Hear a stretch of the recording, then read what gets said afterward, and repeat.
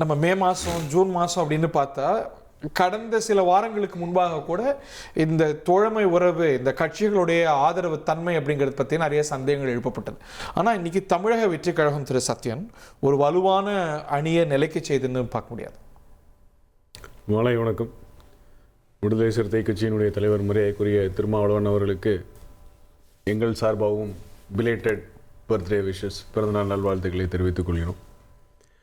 இல்லை, இது வந்து ஒரு அரசியல் நாள். அண்ணனை பார்த்தா ஒரு குட்டி திருமா மாதிரி தான் ஒரு ஃபீல் வருது இல்லை? இம்ப்ரெஷன் தான். என்ன மாதிரி நிறைய பேர் இருப்பாங்க கட்சியில், எல்லாருமே தலைவர் சாயல நிறைய பேர் இருக்கிறோம். அது ஒரு அரசியல் இஸ் ஆல் அபவுட் ஆப்பர்ச்சுனிட்டி தான் அப்படின்னு சொல்லுவாங்க. சரியான நேரத்தில் சரியான முடிவுகளை எடுப்பது தலைமை பண்புகளில் ஒன்று அப்படின்னு நம்ம எதிர்பார்க்குறோம். ஒரு கட்சியை வழிநடத்தக்கூடிய தலைவர்கிட்ட அந்த பண்பு இருக்கா மாண்பு இருக்காங்கிறது எல்லாருமே எதிர்பார்க்குற ஒரு விஷயம்.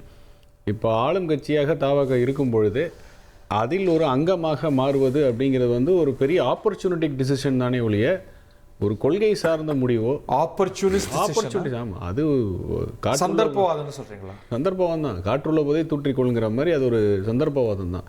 அதை தாண்டி ஒரு கொள்கை சார்ந்த ஒரு மிகப்பெரிய ஒரு முடிவு இது அவருடைய விடுதலை சிறுத்தைகள் கட்சிகளுக்கு ஒரு மிகப்பெரிய ஒரு இது ஸ்ட்ரென்த்து அப்படிலாம் கிடையாது.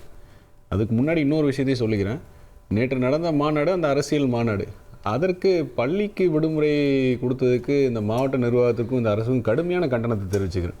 இந்த மாவட்டத்திலையா? கண்டிப்பாக தேவையில்லாத ஒன்று. இல்லை, குழந்தைகளோட கல்விங்கிற ப்ராக்டிக்கல் நெசசிட்டியை பார்க்கணும்ல. நீங்கள் லட்சக்கணக்கானோர் கூடி இருக்கிறாங்க, அன்றைக்கி டிராஃபிக் ஜாம் ஆச்சு, பள்ளி மாணவர்கள் மாட்டிக்கிட்டா என்ன ஆகும்? அப்போ அதுக்கேற்ற மாதிரி ஒரு இடத்த கொடுத்துக்கணும். கல்வி முக்கியமா இல்லை இது முக்கியமா?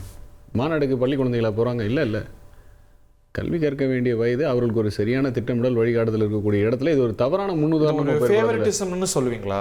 இல்லை, தவறான முன்னுதாரணம். இப்போ உதாரணத்துக்கு ஒரு நெசசிட்டி இது உருவாக்கிறதா பார்க்கல. உதயநிதி ஸ்டாலின் கைதான போது எந்த போலீஸ் ஸ்டேஷனுக்கு வராரோ அங்கே நெசசிட்டி கருதி அங்கே பள்ளிகளுக்கு லீவ் விட்டாங்க மாலையில் ஆஃப்டர்நூன். நான் சொல்கிறேன், இது ஒரு தவறான முன்னுதாரணமாக ஆகிவிடக்கூடாது. பள்ளி செல்லும் மாணவர்கள், அவர்களுக்கு கல்வி முக்கியம். இதற்காக மாவட்ட நிர்வாகம் தங்களோட இயலாமையே கையாளாதனத்தை வந்து வெளிப்படுத்துகிற மாதிரி வந்து நிர்வாகத்துக்கு லீவ் விடுறது, பள்ளி கல்லூரிக்கு லீவ் விடுறது தவறு. இதை இனிமேல் இந்த அரசு வந்து கவனத்தில் எடுத்துக்கும்னு உங்கள் ஊடகம் மூலமாக கேட்டுக்கிறேன். ஸோ இது ஆப்பர்ச்சுனிட்டி தான். இன்னொரு மிக முக்கியமான விஷயம் பார்க்குறது என்ன அப்படின்னா, திராவிட முன்னேற்ற கழகத்துடன் கூட்டணியில் இருந்து அதனுடைய தோழமை கூட்டணி கட்சிகளெல்லாம் தங்களுடைய அடையாளத்தை இழந்து கட்டாயத்தின் பேரும் வற்புறுத்தலின் பேரும் வேறு வழி இல்லாமல் கூட்டணி தர்மத்திற்காக இருக்காங்கன்னு நம்ம 26 எலெக்ஷன் முன்னாடி குற்றச்சாட்டு வச்சுட்டு வரோம். அந்த குற்றச்சாட்டு வந்து மாறுற மாதிரி இருக்குது அப்படிங்கிற ஒரு நடவடிக்கை, ஒரு பிம்பம் வேணுங்கிற கட்டாயத்துக்கு தள்ளப்பட்டிருக்காங்க. மரியாதைக்குரிய திருமா அவர்கள் வந்து ஒரு கூண்டு சிறையில் இருக்கக்கூடிய ஒரு கிளி மாதிரி தான் அவர். ஆமாம், அவர்னால ஒரு தனியான ஒரு முடிவு எடுக்க முடியுமா, இல்லை எடுத்து செல்லக்கூடிய இடத்துல முடியுமா அப்படிங்கிறது எதுவுமே இல்லை. சொல்கிறீங்க இல்லை, பின்னாடி இருக்கிற விஷயம் பாருங்கள். எம்பி எலெக்ஷன்லேருந்து நான் திடீர்னு எம்எல்ஏ எலெக்ஷன் கண்டெஸ்ட் பண்ண வரேன், திடீர்னு பின் வாங்கினது, முடிவெடுக்க முடியாமல் திணறினது, திராவிட முன்னேற்ற கழகத்துடன் நிலையாக ஒரு நிலைப்பாடு எடுக்காமல் அவர்கள் செய்யக்கூடிய அனைத்து விஷயங்களுக்கும் கண்டனம் கூட தெரிவிக்காமல் கூட்டணி தர்மத்துக்காக அமைதியாக இருந்தது. அதுக்கப்புறம் அதுக்கு என்ன சொன்னாங்க, கொள்கை சார்ந்த கூட்டணி. இதுன்னு எப்போ திமுகவை பார்த்து நாங்கள் கொள்கை சார்ந்த கூட்டணின்னு பேசினது, இதை யாருனாலையும் பிரிக்க முடியாதுன்னு பேசினது. அப்புறம் ஆட்சி அதிகாரம்னு கணக்கு மாறின உடனே அந்த ஆட்சி அதிகாரத்தில் முதலில் ஒரு அமைச்சரவையை பெற்று அப்போ என்ன டைலாக் வந்துச்சு, நாங்கள் வெளியிலிருந்து ஆதரவு அப்படின்னு, எல்லாருமே வெளியிலேருந்து ஆதரவு அப்படின்னு. அப்போ திடீர்னு நாங்கள் வந்து எங்களுடைய தொடரும் அப்படிங்கும் பொழுது மரியாதைக்குரிய திருமா அவர்களுக்கு ஒரு டைரக்ஷன் இல்லை. இந்த இயக்கத்தை முன்னெடுத்து செல்வதற்கு, விடுதலை சிறுத்தை கட்சிகளை இன்னும் மேலும் பலப்படுத்துவதற்கோ இன்னும் முன்னெடுத்து செல்வதற்கோ கொள்கை சார்ந்த அரசியல் செய்வதற்கோ வாய்ப்புகள் இல்லாமல் போயிடுச்சுன்னு நான் பார்க்குறேன். ஆப்பர்ச்சுனிஸ்ட் ரியாக்டிவ் அப்படிங்கிறாரு பாவலன் சார். உங்களுடைய பதில் நான் பிரபாகரையும் கேட்கலாம். Let's also connect Mister Seyon, at least connect on phone. Pavalan sir respond பண்ணுங்க. முதல்ல வந்து தோழர் வந்து பேசும்போது விசிகா வந்து சந்தர்ப்பவாதம்னு சொன்னார். அரசியலில் சந்தர்ப்பவாதத்தை கையாளுறது ஒரு புத்திசாலித்தனம். புத்திசாலித்தனம் அதாவது வந்து காலங்காலமாக எதற்காக நாங்கள் வந்து கட்சி நடத்துகின்றோமோ அதற்காக அந்த சந்தர்ப்பம் வந்து நிறைவேறுகின்ற போது அந்த சந்தர்ப்பவாதத்தை தொடர்ந்து பயன்படுத்தி கொள்கின்றோம். அந்த அது வந்து இவங்களுக்கு வந்து எங்களுடைய உத்தி சந்தர்ப்பவாதம் தெரிஞ்சால் அந்த சந்தர்ப்பவாதத்தை தொடர்ந்து நாங்கள் செய்வோம். நாங்கள் வந்து டிமாண்டிங் ஃபோர்ஸாக இருக்க முடியாது, கமாண்டிங் ஃபோர்ஸாக மாறணும். அப்போ சந்தர்ப்பத்தை பயன்படுத்துறான் புத்திசாலி. தேர்தலுக்கு முன்னாடி திமுக சிறந்த கட்சி, தேர்தலுக்கு பிறகு தாவேகா சிறந்த கட்சி அப்படிங்கிறது இந்த ஆப்பர்ச்சுனிசத்தை குளோரிஃபை பண்றீங்க. ஏன் வந்து அதிமுக பாஜக செய்கிறதெல்லாம் வந்து தட்டி கேட்டாங்களா?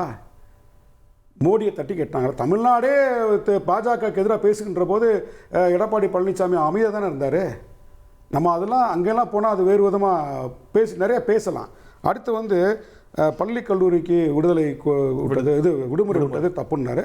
ஆனால் களத்தில் நின்றுவேன் நான். அங்கே தலைவர், நான் மூன்று நாள் அங்கே இருந்தோம். அது வந்து ஊருக்கு ஒதுக்குப்புறமான ஒரு இடம் தான். ஆனால் அங்கே போகக்கூடிய சாலைகள் எல்லாம் ஊரை நோக்கி போகுது.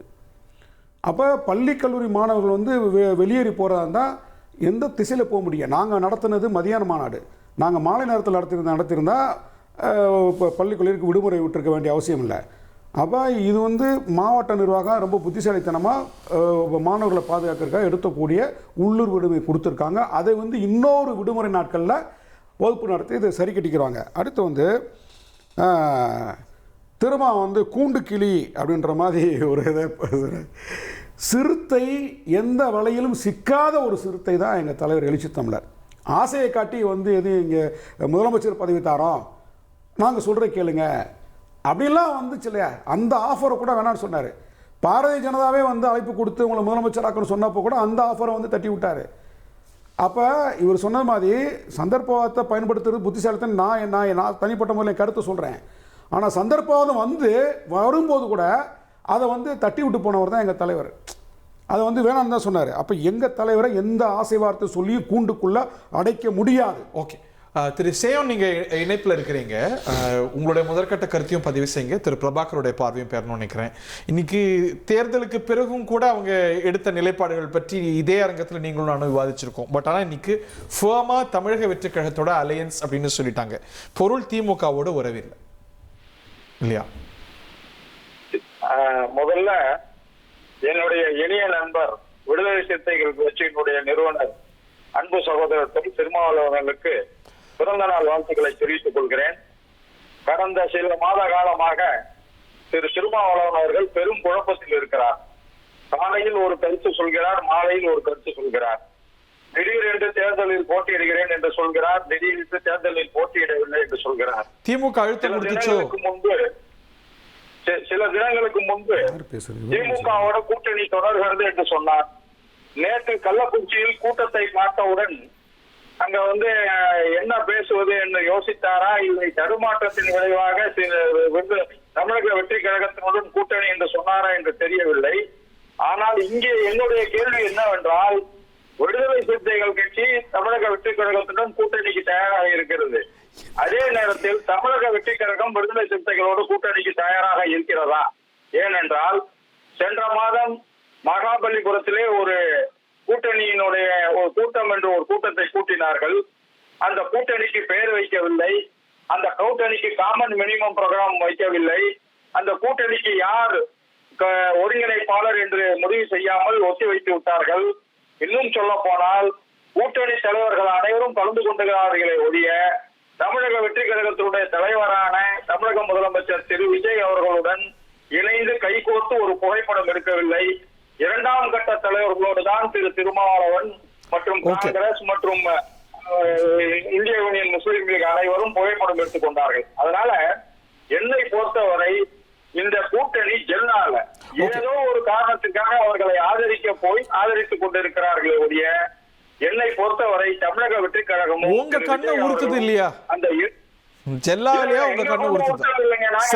இல்ல நாங்கெல்லாம் இப்ப ஃப்ரீயா தான் இருக்கோம். இன்னும் சொல்ல போனா காங்கிரஸ் எங்களை விட்டு விலகணும்னே நான் ஃப்ரீயா இருக்கேன். என்ன காரணம்னா இல்ல காங்கிரஸ் போயிடுச்சு, இப்போ கம்யூனிஸ்டுகள் இல்லைன்றாங்க, விடுதலை சிறுத்தைகளும் கூட தோழமை காட்டினாங்க. இன்னைக்கு விடுதலை சிறுத்தைகளும் உறுதியான நிலை மாறிட்டாங்க. இல்ல தலைவரே, ஒரு விஷயம் தெளிவா சொல்றேன் கேளுங்க. காங்கிரஸ் உலகினதுல திமுகவுக்கு மிக்க மகிழ்ச்சி. தேவையில்லாத எக்ஸ்ட்ரா லக்கேஜை சுமந்து என்னை போன்றவர்கள் எல்லாம் சட்டமன்றத்திற்கு செல்லக்கூடிய வாய்ப்பு காங்கிரஸால் தடுக்கப்பட்டது. ஒவ்வொரு முறையும் மயிலாடுதுறை போன்ற தொகுதியில வந்து கூட்டணிக்கு ஒதுக்கப்படும் போது எங்களுடைய மன வேதனை அளவில்லாதது. அதனால நாங்க வந்து தனித்து போட்டியிட வேண்டும் என்ற முடிவுக்கு கழக உடன்பிறப்புகள் வந்துவிட்டோம். தலைமையும் எங்களுடைய உணர்வை புரிந்து கொண்டிருக்கிறார்கள். சிறுத்தையை பொறுத்தவரை என்னன்னா, அவர்கள் தான் வெற்றி கழகத்துக்கு நெருக்கம் சொல்றாங்களே ஒழிய வெற்றி கழகம் என்ன சொல்லுங்க. ஓஹோ, அவங்க சொல்லணுமா? பவலன் சார் பதில் சொல்லுங்க, பிறகு நான் பிரபாகர் விரிவான விளக்கம் கேட்கிறேன். தொடர்ந்து இவங்க தமிழ்நாட்டுக்குள்ள தான் இருக்கிறாங்க சார். விரைவில் நீங்க காட்சியிலையும் தோன்றுவீங்கன்னு நம்புறேன். தொடர்ந்து ட்ரை பண்ணுங்க. தமிழ்நாட்டுக்குள்ள தான் இருக்கிறாங்களா அல்லது இந்த தொலைத்தொடர்பே இல்லாத ஏதாவது ஒரு தீவுக்குள்ளே இருக்கிறாங்களா எனக்கு தெரியவே இல்லை. ஏங்க மே மாதத்துலேருந்து நாங்கள் ஏன் இந்த கூட்டணி எடுத்தோம், எதற்கு ஆதரவு கொடுத்தோம், எங்கள் தலைவர் ஏன் வந்து காட்டுமன்னார் அந்த கோயில் தொகுதியில் போட்டியிட போகிறேன்னு சொன்னார், ஏன் வந்து விட்ரா பண்ணான்ட்டு எல்லாம் தெளிவாக பல முறை சொன்ன பிறகும் இன்றைக்கு அதவே பிடிச்சிக்கிட்டு புலம்புறீங்கன்னா நீங்கள் என்ன அரசியல் வந்து தெரிஞ்சு வச்சுருக்கீங்க? தமிழ்நாட்டு அரசியல் என்ன தெரிஞ்சு வச்சுருக்கீங்க? உங்களை முதல்ல புலம்பு விட்டுருக்காரு பாருங்கள் எங்கள் தலைவர். அதுதான் எங்களோட வெற்றியே. உங்களை மாதிரி ஆட்கள் தொடர்ந்து திருமாவளவன் விசிகான்னு வந்து புலம்பு விட்டுருக்கோம்ல, அதுதான் எங்களோட மிகப்பெரிய வெற்றி. ஏங்க நேற்று நடந்த உளுந்தூர்பேட்டை மாநாட்டில் கூட்டத்தை பார்த்தீங்களா? தோழர் சத்தியன் அவருக்கு சேர்த்தான் பேசுகிறேன் நான். விசிகாவை பல படத்துலையும் சொன்னார் தோழர் சத்தியன் சொன்னார். தமிழ்நாட்டில் தவிர்க்க முடியாத சக்தி. தேர்தலுக்கு பிறகு என்ன சொன்ன? தேர்தலுக்கு முன்னாடி விசிகா பூரா வந்து தாவேக்காவுக்கு போயிட்டாங்க. விசிகாவில் ஆளே இல்லை. நாங்கள் இன்னைக்கு என்ன ஆச்சு? திணறுது தமிழ்நாடு, திணறுது. திரும்பும் திசையெங்கும் திருமாவளவன், திரும்பும் திசையெங்கும் திருமாவளவன். தமிழ்நாடு திணறுது.